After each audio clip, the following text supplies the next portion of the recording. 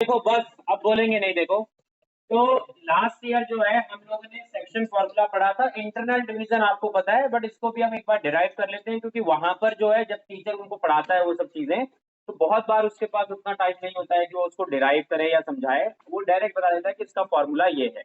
तो अब हमें समझना होगा इंटरनल डिवीजन का मतलब क्या है और एक्सटर्नल डिवीजन का मतलब क्या है। तो देखो सिंपली इस चीज को ऐसे समझो, लेट अस से कि आपके पास दो पॉइंट्स है और इन दोनों का नाम है A and B point. A point given है, बी पॉइंट गिवन है, तो हम क्या कर रहे हैं, एक कोऑर्डिनेट ढूंढ रहे हैं। तो मतलब काम क्या है, सेक्शन फॉर्मूला का काम है कोऑर्डिनेट को ढूंढना। किस पॉइंट के कोऑर्डिनेट को ढूंढना? ये जो पी पॉइंट है इसके कोऑर्डिनेट को ढूंढने का जो काम है वो किसका है? सेक्शन फॉर्मूले का है।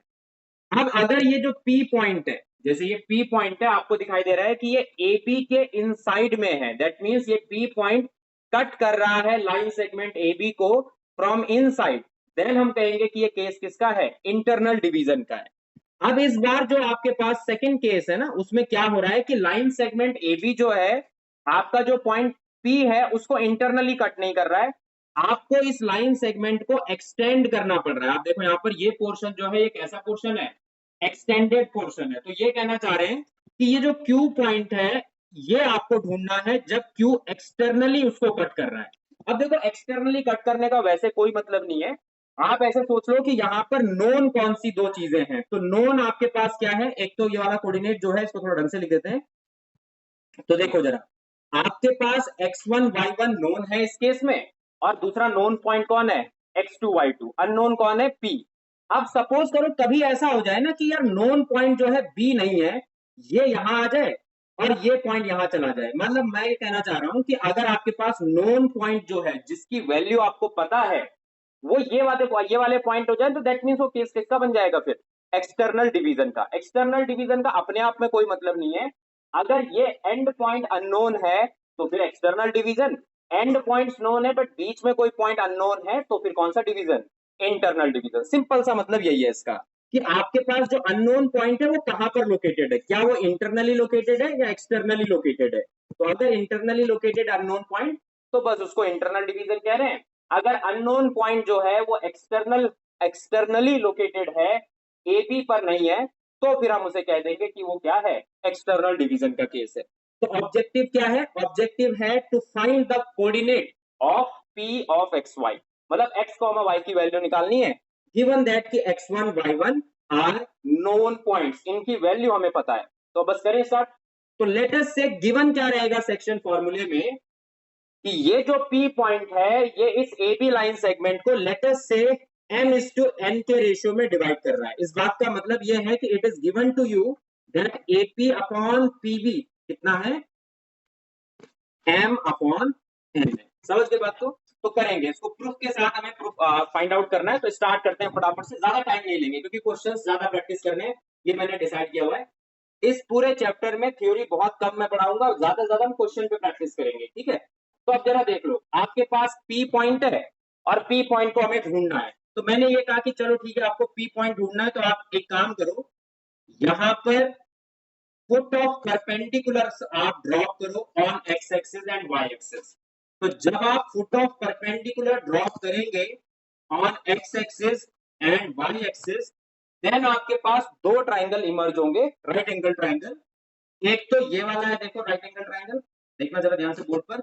एक तो ये वाला राइट एंगल ट्राइंगल है और दूसरा कौन सा है? ये वाला, ठीक है? क्या इन दोनों को मैं सिमिलर कह सकता हूं? यस और नो? लेट अस से इस पॉइंट को सी पॉइंट मान लेते हैं और इस पॉइंट को डी पॉइंट। कौन सी प्रॉपर्टी से सिमिलर है? बोलो क्या? ए कौन सा एंगल? पहले तो चलो ठीक है, कौन सा है? 90। 90 डिग्री दोनों ट्राइंगल्स में क्या है? जो दो ट्राइंगल्स मैंने प्लॉट किए 90 डिग्री उसमें एक इक्वल है। दूसरा कॉरस्पॉन्डिंग, क्योंकि आपको क्या पता है कि ये जो लाइन है ये किसके पैरेलल है? देखो ये जो दोनों लाइन है आपस में पैरेलल है भाई, ये क्योंकि ये फुट ऑफ परपेंडिकुलर है वाई एक्सिस पर, दोनों की दोनों लाइन क्या है? परपेंडिकुलर है। तो अगर ये फुट ऑफ परपेंडिकुलर है तो दोनों लाइन पैरेलल हो गई। तो फिर ये आपकी कैसी लाइन होगी? फिर ये वाली जो लाइन आपकी है ये कौन है? ट्रांसवर्सल है। ये ट्रांसवर्सल है, दो पैरेलल लाइन है, तो ये वाला जो एंगल होगा ये इस वाले के क्या होगा? इक्वल, क्या नाम देते हैं एंगल्स को? Corresponding angle. तो हमने कहा ऊपर वाले ट्राइंगल और नीचे वाले ट्राइंगल में दो एंगल्स इक्वल हो गए। जैसे आपने कह दिया दो एंगल्स इक्वल हो गए, दैट मींस बात खत्म हो गई, दोनों ट्राइंगल सिमिलर हो गए। अब सिमिलैरिटी में करना क्या होता है ना, नेम सबसे ज्यादा इंपॉर्टेंट होता है। जैसे लास्ट ईयर भी हम पढ़ाते थे तो बच्चे मिस्टेक जिन चीजों में करते थे वो नेम होता था, तो नेम बहुत ध्यान से लिखना होता है। पहले ट्राइंगल का नाम आप कुछ भी लिख सकते हो, आपने जैसे लिखा ACP। अब सिमिलैरिटी का साइन आपने लगाना है, आपने दूसरे ट्रायंगल का नाम लिखना, तो क्या लिखूं? BDP या PDP? क्या BPDP ये लिखो। तो अब हम एक बार चेक करते हैं। तो हमने चेक कैसे करना होता है? एंगल्स के थ्रू। तो आपने देखा ACP जो एंगल है वो किसके इक्वल है? PDB के। तो PDB के इक्वल है वो, तो ACP PDB के इक्वल है। तो जैसे वो PDB के इक्वल है तो ये नेम जो है सीक्वेंस मैच कर रहा है, PDB ACP वो मैच कर गया। सेकंड एंगल जो है आपके पास, तो देखेंगे जरा, आप इसको चाहे ऐसा कह दो CAP एंगल, ये वाला जो एंगल है ना इसको आप नाम दे दो CAP। तो अगर आपने CAP लिखा तो आपने क्या किया? Second then first and then last. तो सीक्वेंस क्या बन रही है? सेकेंड फर्स्ट लास्ट की, CAP। तो CAP में सीक्वेंस क्या है? 213 की। अब यहां से 213 की सीक्वेंस बनाएंगे तो कौन सा एंगल बनेगा? DPB। तो आप देखते हैं जरा DPB एंगल कौन सा है। तो आप देखोगे D और P, तो DP एंड B, तो बताओ मैच कर रहा है DPB? तो DPB मैच कर रहा है, तो मतलब ये नाम करेक्ट है, इसमें मिस्टेक नहीं है। तो अगर नेम हमने कह दिया कि यार ये करेक्ट है, ठीक है, ज्यादा ध्यान मत देना इसमें, वो मैंने समझा दिया, आपको आ गया तो वेरी गुड, नहीं आया तो छोड़ो। अगर मान लो आपको पता चल गया कि दोनों ट्राइंगल सिमिलर हैं, तो सिमिलर होने की वजह से अब आपको पता है कि तीनों साइड्स का रेशियो क्या होने वाला है? इक्वल। तो आपने क्या कहना है भाई, आपके पास यहां से स्टेटमेंट ये आएगी कि आपने फर्स्ट टू लिए तो AC अपॉन PD किसके इक्वल होगा बताओ? सेकंड CP अपॉन DB और लास्ट वाला AP अपॉन PB। अब AP अपॉन PB तो क्वेश्चन ने गिवन दिया है कि it is in the ratio of M:N। तो हमने यहां पर लिख दिया क्या है रेशियो? M अपॉन N का जो है रेशियो है। अब हमें, अब देखो, अब हमें क्या चाहिए? X पॉइंट चाहिए। तो पहले हम डिस्टेंसेस के बारे में बात कर लेते हैं। आप मुझे ये बताओ, ये डिस्टेंस कौन बताएगा कितनी है?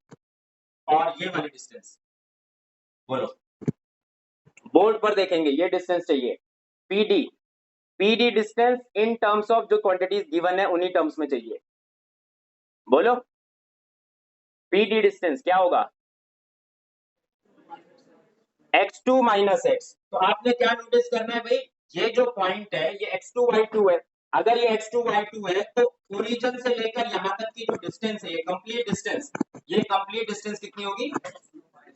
तो शुरू से लेकर लास्ट तक की डिस्टेंस है X2, और यहाँ शुरू से लेकर यहाँ तक की डिस्टेंस कितनी है बताओ?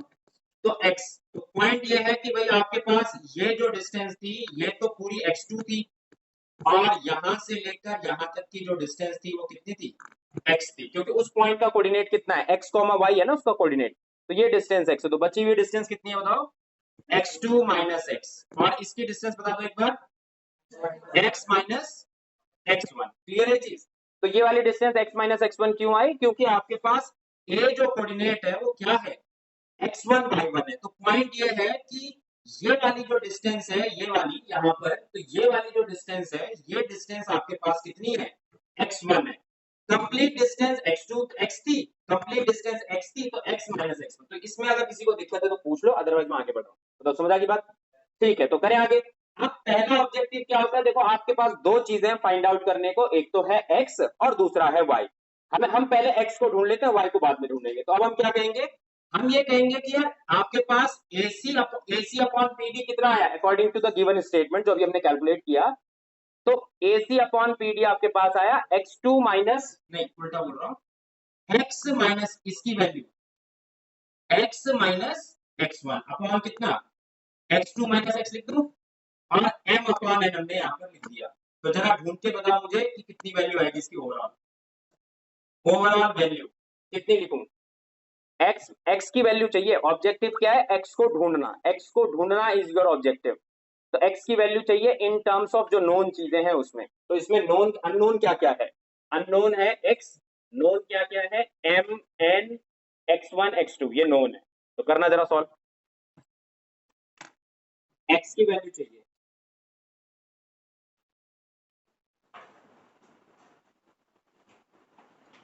तो करेंगे फटाफट से।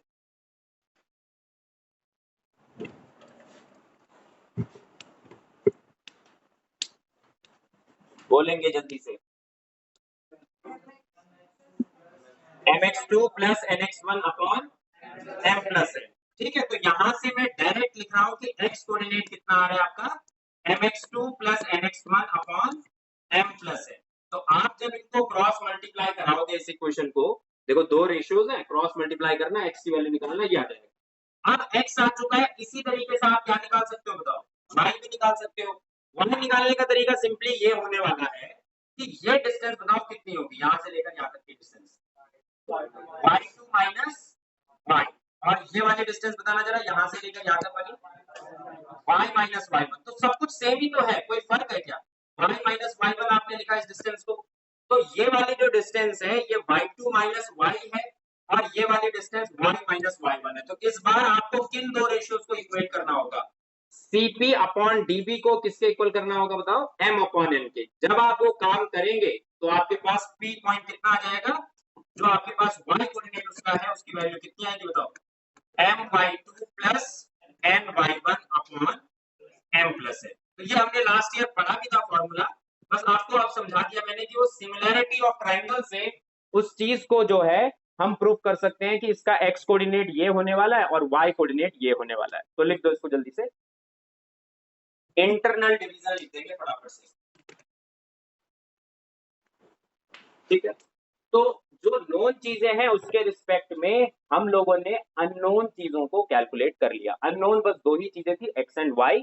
तो ये जो इक्वेशंस हैं तीन इक्वल टू में जो लिखे हैं, यही प्राइम इक्वेशन आपकी, यही प्राइम इक्वेशन है, और इसी के बेसिस पर वो लिखा गया।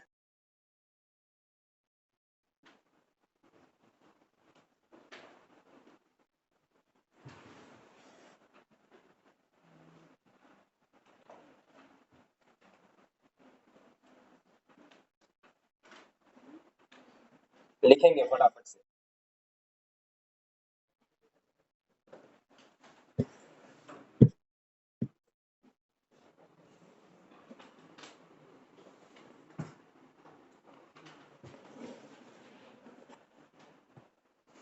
तो इंटरनल डिवीजन में ऐसा होता है, यहाँ पर जो लिखा है ये इंटरनल डिवीजन का केस है। ठीक है, ऐसा नहीं है कि हर जगह आपके पास m अपॉन n में ऐसे ही चल जाएगा, अगर एक्सटर्नल डिवीजन होगा तो ये सेम नहीं होगा काम।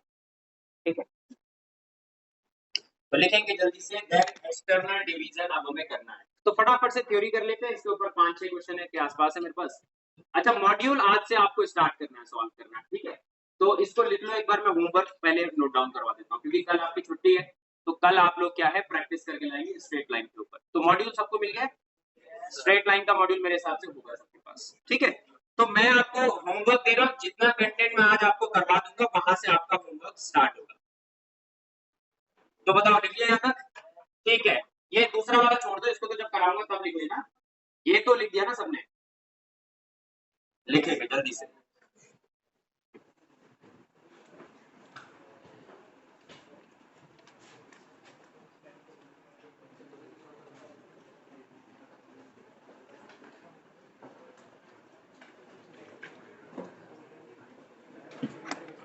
ठीक है, करें। ठीक है, तो देखेंगे एक बार होमवर्क लिखेंगे, ये रहा यहाँ पर, ये होमवर्क आपके लिए है। ये पेज नंबर मार्क कर लो, जो मॉड्यूल है ये उसका होमवर्क है। इतना ही कंटेंट 2 दिनों में होगा, 2 दिनों में हुआ है स्ट्रेट लाइन का, ये आपने करना है सब। ठीक है, स्ट्रेट लाइन चैप्टर में मत ढूंढना, जो फर्स्ट चैप्टर उसका है 2D ज्योमेट्री नाम से कुछ चैप्टर है उसमें लिखा हुआ, स्ट्रेट लाइन चैप्टर नहीं है उसमें। स्ट्रेट लाइन जो है नेक्स्ट चैप्टर है, 2D ज्योमेट्री जिसमें लिखा होगा, 2D ज्योमेट्री वाले क्वेश्चन है। ठीक है, तो स्टार्टिंग मॉड्यूल जो आपका मॉड्यूल होगा कि स्टार्टिंग स्ट्रेट लाइन से नहीं है, उसमें 2D ज्योमेट्री नाम से चैप्टर है, वहां से स्टार्टिंग है। तो फर्स्ट पेज, आप पेज नंबर 2 उस मॉड्यूल के हिसाब से फर्स्ट सेकंड पेज है, मतलब ऐसा नहीं कि चैप्टर वाइज ये पेज लिखे गए, मॉड्यूल के हिसाब से लिखे गए हैं। तो 3, 2, 4, 6 पर बहुत सारे हैं ये क्वेश्चन, कम मत समझना इनको, कम से कम 10-10 क्वेश्चन तो होंगे हर सेक्शन में, तो 20, 30, 40, 50 क्वेश्चन तो हैं आराम से। ठीक है, और आसान है, कर लोगे आप। कुछ कुछ हो सकता है आपको लगे कि नहीं कराया गया है, बट उसके अलावा सारा ही कराया गया है। तो लिख देंगे फटाफट से। ठीक है, तो करें, हो गया नोट डाउन। तो ये ट्राई करके लाना है आपको, और ये मतलब ट्राई क्या है, ये होने ही चाहिए, इसमें चॉइस नहीं है, ये करना ही पड़ेगा, ये आसान चीज है। कुछ कुछ क्वेश्चन ऐसे जरूर होंगे जो नहीं हुए हैं, बट उसके अलावा सारे क्वेश्चन हो जाएंगे। करें, ठीक है, वापस आते हैं। तो अभी जो हमने काम करना है वो एक्सटर्नल डिवीजन पर अब काम करना है। ठीक है, तो जरा समझेंगे, बोलेंगे नहीं, देखेंगे इधर सामने। इस बार जो है ये ध्यान आपने रखना है कि रेशियो जो है डिफरेंटली एक्ट करता है। डिफरेंटली एक्ट करने का मतलब क्या है कि इस बार जो रेशियो, भले ही आपको मैं कह दूं कि आपके पास जो क्यू पॉइंट है m/n के रेशियो में डिवाइड कर रहा है, बट क्यू पॉइंट अगर m/n के रेशियो में डिवाइड कर रहा है, उसका मतलब क्या है वो आपको समझना होगा। तो जैसे कहीं पर लिखा रहेगा कि the point Q divides line segment AB externally in the ratio of m/n, इसका मतलब ये नहीं है कि ये m मान लिया और ये n मान लिया, इसका मतलब ये नहीं है। मतलब क्या है इस चीज का कि दिस कंप्लीट डिस्टेंस जब आप रखोगे किसके अपॉन में, BQ के, तब m/n का रेशियो आएगा। समझ पा रहे हो? तो एक्सटर्नल डिवीजन का मतलब यह है कि जब आप AQ डिस्टेंस को किसके अपॉन में रखोगे, BQ के, तो जब AQ अपॉन BQ आपने करा, तब जाकर m/n आंसर आना चाहिए। ठीक है, तो m/n आएगा। अच्छा, अब करें आगे बात। ठीक है, अब देखो हमें क्या करना है, अभी हमारा टारगेट है Q पॉइंट को ढूंढना और Q पॉइंट को कैलकुलेट करना। ठीक है, तो अब जरा देखेंगे, एक मिनट, थोड़ा सा इसको छोटा कर देते हैं। ये तो लिख लिया ना आपने इस तरफ वाला? ठीक है, ठीक है, तो देखेंगे जरा इस तरफ। तो अब देखेंगे इस तरफ से। ठीक है, तो ये आपके सामने लिखा हुआ है और इसके ऊपर हमें काम करना है मेनली। तो अब देखो जरा ध्यान से एक बार कि हमें ढूंढना तो इस बार भी क्यू ही पॉइंट है, बट अगर मैं congruence sorry similarity of triangle का कॉन्सेप्ट इसमें लगाने की कोशिश करता हूं, तो दिक्कत ये है कि यहां पर जो राइट एंगल ट्राइंगल बन रहे हैं तो इस बार भी सिमिलर, वही दो same right angle triangle similar हैं। बट दिक्कत इसके साथ ये है कि यार इस बार जो है रेशियो AB/BQ का नहीं दिया हुआ। देखो आपने कहना है AB, इस पॉइंट को नाम ले लो C और इस पॉइंट को नाम दे दो D। तो ABC जो ट्राइंगल है आपको पता है किसके कॉन्ग्रुएंट होने वाला है, बताओ? BQD के। ABC इधर देखो बोर्ड पर, ABC जो ट्राइंगल है BQD के कॉन्ग्रुएंट सिमिलर होने वाला है। अगर वो उसके सिमिलर है तो उसके लिए साइड्स का जो रेशियो होना चाहिए वो किसका गिवन होना चाहिए, AB अपॉन किसका क्या होना चाहिए, BQ। तो AB अपॉन BQ होना चाहिए, जबकि यहाँ पर AQ अपॉन BQ दिया गया है। तो मैं अगर वही सेम स्ट्रेटेजी लगाने की कोशिश करता हूं तो मैं प्रॉब्लम में फंसूंगा, क्योंकि AB जो है उसके अपॉन में BQ की लेंथ कितनी आएगी वो हमें पता नहीं है। कौन मुझे बताएगा कि इसमें मैं ऐसा क्या करूं सच दैट क्या आ जाए, AB अपॉन BQ आ जाए। ये लास्ट ईयर के क्वेश्चन है सीबीएसई के। बोथ साइड क्या किया जाए, +-1 का मतलब क्या होता है, +1 करूं या -1 करूं, बोथ साइड -1। तो देखेंगे जरा, अगर मैंने यहां पर -1 बोथ साइड किया तो मेरे सामने देखो राइट हैंड साइड पर तो कितना आएगा, m-n अपॉन -1 किया, इधर -1 किया, इधर -1 करूंगा तो क्या होगा, यहां पर देखो AQ लिखा हुआ है, तो जब ये BQ माइनस एलसीएम लोगे आप तो कितना आएगा, AQ माइनस BQ। समझ पा रहे हो क्या आएगा, -1 लिखा है यहाँ पर, BQ का एलसीएम जाएगा तो AQ minus BQ, AQ minus BQ, तो बचेगा कितना वहां पर, AB लिख दो डायरेक्ट। तो AB ऐसे आया और अपॉन में कितना आया, BQ। या फिर ऐसा भी आप कर सकते हो जैसे ये कह रहा था यहाँ पर सिमर, AQ को सिंपली आप क्या लिख दो, AB प्लस BQ लिख दो। AQ को क्या लिख दो, AB प्लस BQ, और एलसीएम ब्रेक कर दो तो यही आ जाएगा। ठीक है, डन, ऑलराइट। अब हमने ये लिख दिया तो अब हमारा काम हो गया थोड़ा सा सॉल्व, और यहाँ पर जो है m-n आ गया। तो दैट मींस अगर आप इन रेशियो की बात करोगे तो m-n/n का रेशियो इस बार है। अगर ये रेशियो है देन वही सेम काम करेंगे। तो यूजिंग सिमिलैरिटी, देखो ट्राइंगल तो सिमिलर है ही, और अगर ट्राइंगल सिमिलर है तो दैट मींस साइड्स का रेशियो अभी भी बिल्कुल वैसा ही है। AC अपॉन BD किसके इक्वल है बताओ, AB अपॉन BQ के, और किसके इक्वल है बताओ, CD अपॉन DQ के। बताओ क्लियर है चीज? तो AC अपॉन BD, तो BD की वैल्यू पहले बता दो मुझे कितनी आएगी इस बार, वैल्यूज इस बार डिफरेंट आएंगी थोड़ी सी। तो BD की वैल्यू बताओ सबसे पहले, y को देखो यहां से लेकर यहां तक की डिस्टेंस कितनी है, ये टोटल शुरू से लेकर x, तो ये x डिस्टेंस है, इसमें से क्या माइनस करना पड़ेगा, यहां से लेकर यहां तक का, तो यहां तक कितना है x2, तो x माइनस x2, क्लियर है चीज। अच्छा अगले पर आ जाओ, यहाँ पर AC डिस्टेंस के बारे में बात करनी है, तो AC क्या है, x2 माइनस कितना, x1 लिख दे, फिर x2 माइनस x1 लिख दिया। तो अब करते हैं काम फटाफट से, आपके पास काम क्या है, AC that is x2 minus x1 upon कितना, अपॉन आएगा x माइनस x2, किसके इक्वल आएगा बताइए, m minus n upon n के, क्लियर है चीज। तो मैंने AC अपॉन BD के इक्वल क्या लिखा, x2 minus x1 upon x minus x2 लिखा, CD sorry AB upon BQ जो है वो m minus n upon n लिखा हुआ है। यूजिंग दिस आपका टारगेट होगा x को ढूंढना, सिंप्लीफाई करो, नो अननोन चीज इसमें बस एक ही वेरिएबल है, one variable is unknown only and that is x, ये जो x वेरिएबल है यही अननोन है, इसकी वैल्यू चाहिए मुझे, तो करना जरा सॉल्व, एग्जैक्ट वैल्यू चाहिए मुझे, तो करेंगे फटाफट से सॉल्व एंड बताएंगे कितना बन रहा है।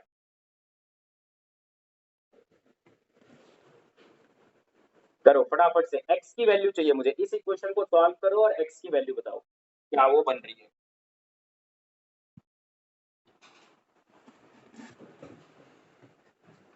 करेंगे फटाफट करो,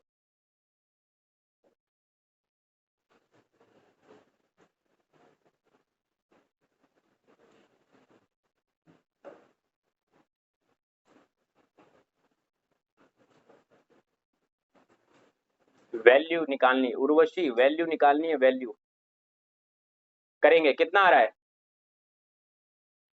कितना आ रहा है, mx2 minus nx1 upon m minus n, ठीक है। तो दैट मीन्स फॉर्मूले में कोई ज्यादा वेरिएशन नहीं हुआ, फॉर्मूला वही सेम है, बस इस बार क्या लग गया बीच में, माइनस। तो दैट मीन्स एक्सटर्नल डिवीजन के लिए आपको फॉर्मूला भी याद करने की जरूरत नहीं है, जो आपने इंटरनल डिवीजन का लिखा है वही सेम विद माइनस साइन। अब सेम काम किसके लिए हो जाएगा, y कोऑर्डिनेट के लिए भी हो जाएगा, और y की वैल्यू भी बताओ कितनी आ जाएगी, my2 माइनस ny1 अपॉन कितना, m माइनस n, ठीक है। तो ये जो वैल्यू है ये फाइनल आंसर आ जाएगा आपके फॉर्मूले का। तो एक्सटर्नल डिवीजन का ये फॉर्मूला है, इंटरनल डिवीजन आप पढ़ के आए हो तो मेरे हिसाब से मैक्सिमम लोगों को याद तो हो गए, और नहीं भी है तो आज तो रिवाइज हो ही गया। तो अब हम क्वेश्चंस इसके ऊपर करने जा रहे हैं और इसी पर बेस्ड ये क्वेश्चंस हैं। तो क्लियर है कैसे निकाला गया फॉर्मूले को, ठीक है। थोड़ा बहुत अगर अनक्लियर भी है छोड़ो, आगे बढ़ते हैं।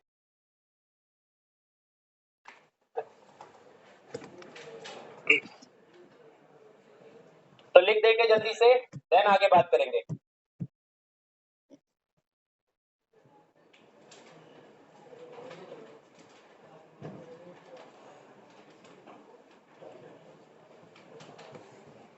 लिख दिया क्या सबने, ठीक है, करें आगे मूव, ठीक है। तो नेक्स्ट अब हम मूव कर रहे हैं और देखेंगे फिर, तो नेक्स्ट मूव कर रहे हैं, देखेंगे जल्दी से। तो यहां से स्टार्ट करेंगे अब, ठीक है, आंसर्स में लिखे लाओ ताकि गलती ना हो। सबसे पहले तो एक काम करो, नहीं पहले सुनोगे, करना नहीं है स्टार्ट, पहला क्वेश्चन मैं करा देता हूँ, बहुत सारे ऐसे सिंपल है, तो इनको कराने का मेरे हिसाब से तो कोई लॉजिक नहीं है, ये बस इसलिए कराए जा रहे हैं कि आपको थोड़ा सा वो फॉर्मूला याद हो जाए। अब देखो क्या लिखा हुआ है, फटाफट से बता दो, find the coordinate of the point which divides A and B, और लिखा हुआ है इन द रेशियो 2:3।